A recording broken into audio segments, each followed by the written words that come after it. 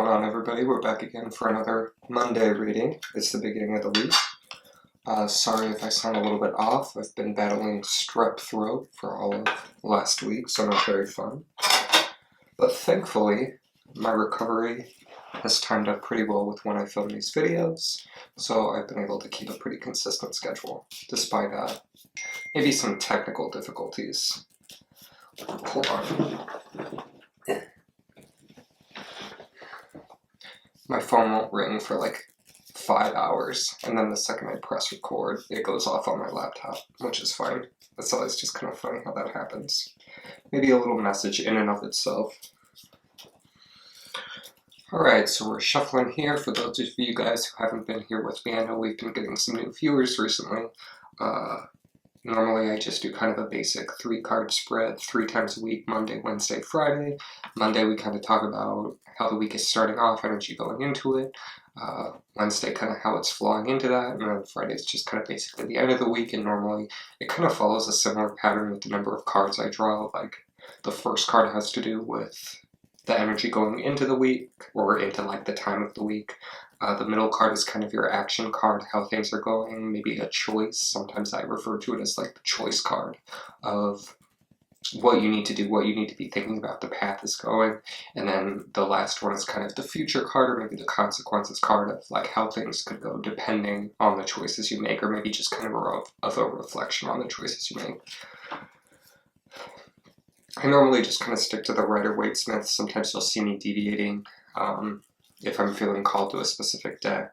I have these crystals lying about. Sometimes I kind of go through those and pick one out that I like.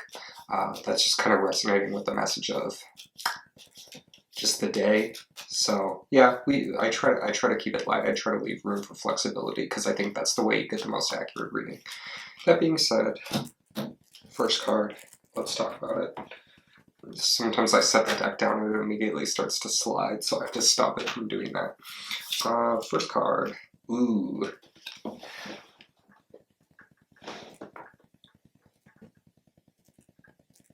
So the first one we have is the 10 of Swords, which is actually really interesting because this has to do with the energy we were talking about last week. I feel like since I started this channel, I've been getting a really good flow of energy in terms from like the day-to-day and the week-to-week reading, so I'm glad to see that we're getting this really like strong alignment with the cards being pulled. So I believe we had kind of talked a little bit about last week. We were getting a couple 9s, and I'm pretty sure one of the ones was either the 9 of Swords or the 9 of Wands. So it kind of has to do with this like prepping for the end, these kind of like final stages of a transition, and then the 10s being just kind of that end stage, the final. All the cards have been dealt. You know where you stand, the position has been laid.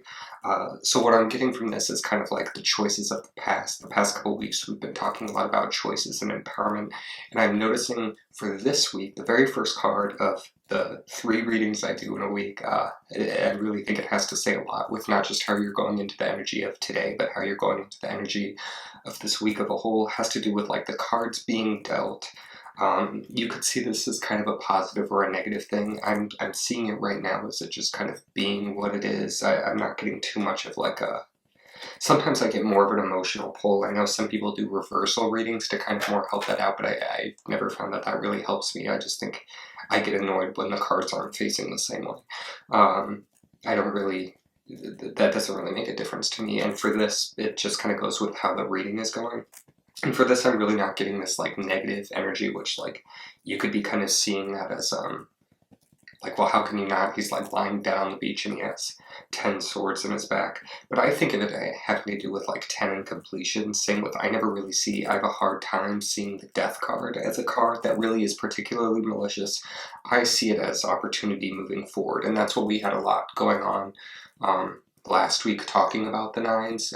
You have this opportunity that's, I remember talking about the really like dark black soil, and here we have that motif of like a lot of really intense black in the cards, and this is actually a lot more overshadowed than a lot of the black we were seeing in the previous cards. So it's just kind of this it's this really intense like richness. So anyway, now that I see us moving into this week, I'm seeing I'm seeing that you kind of know where things are. We kind of know what's what. We're not making choices anymore. This is dealing with the consequences of our actions. This guy's not really in a position that he's going to be making a lot of choices.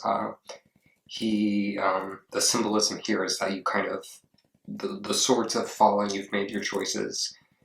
Now, whatever's going to be is going to be, and that's never to fully take away your autonomy. Obviously, you can always go and continue and change your actions, but the general energy of this reading is the cards have already fallen, and now you kind of have to lay in the bed that you've made. So I think that's that's pretty at the very least it's continuous. It's continuity in related to what we had been talking about last week. So I think that makes a lot of sense that that's the first card coming up with this week as a whole, is that the cards have fallen and now we're going to be dealing with the choices we've made a little bit. So let's see how that continues on with our second card. So our second card, our kind of action present card, is the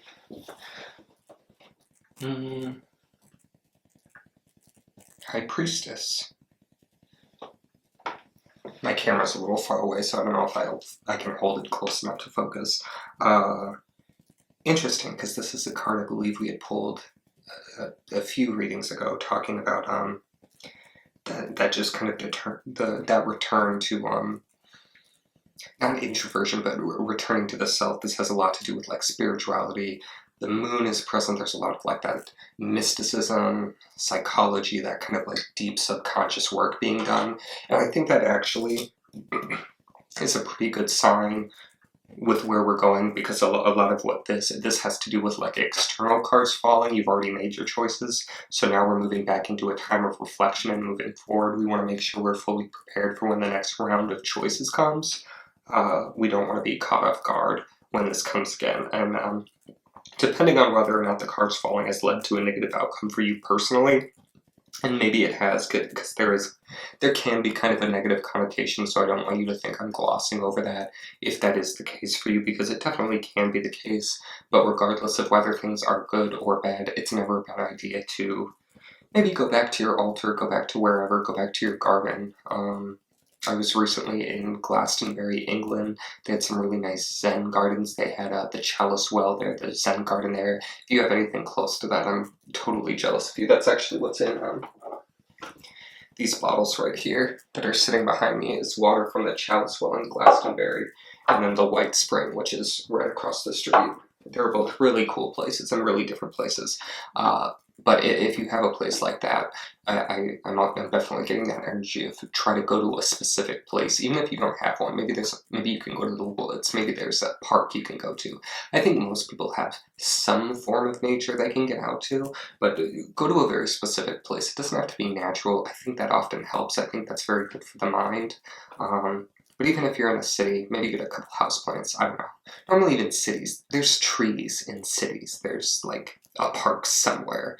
I've never been to a place where there's just no tree or plants for miles and miles and miles, so I feel like that would be a really good, I mean, you don't have to, but it's one of those things where it's for your own benefit. I think it would be worth trying to find out a place that you can go to retreat and just kind of think about these things even for a little bit. Reflect on how your choices led to the consequences, and maybe some unexpected things that got in the way, and in which case you were maybe a little bit unprepared, and how can we prevent that in the future. So I think that's just kind of a call to start off your week going a little slow on yourself.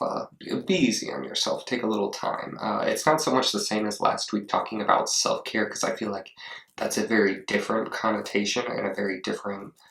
That's taking care of your mental health and your well-being, which this is sort of doing in by proxy, but it's more having to look at the consequences of your own actions, not so much making time for yourself for mental health purposes. They're a little bit different there.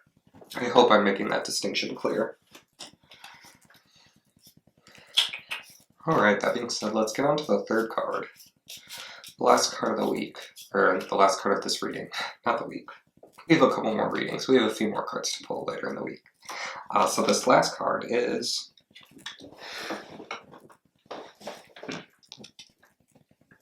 Four of Wands. Oh, that's a pretty good focus. All right, Four of Wands. What's kind of the energy we're moving into? So we start off knowing where the cards are. We're kind of going back and reflecting. We have this Four of Wands. Yeah, I've talked in the past about how fours kind of symbolize this foundation you've built and then kind of building off of that. So I think you're going to see as we're kind of moving into the middle of the week, a way in which you've reached some form of an understanding and you're looking to build off of that. You've already laid the foundations of your house and now you're looking at siding or the landscaping, just kind of that basic stuff. It has to do with building off of what you already know. So I think if you take this seriously, your own reflections, I think there's a good chance that you'll gain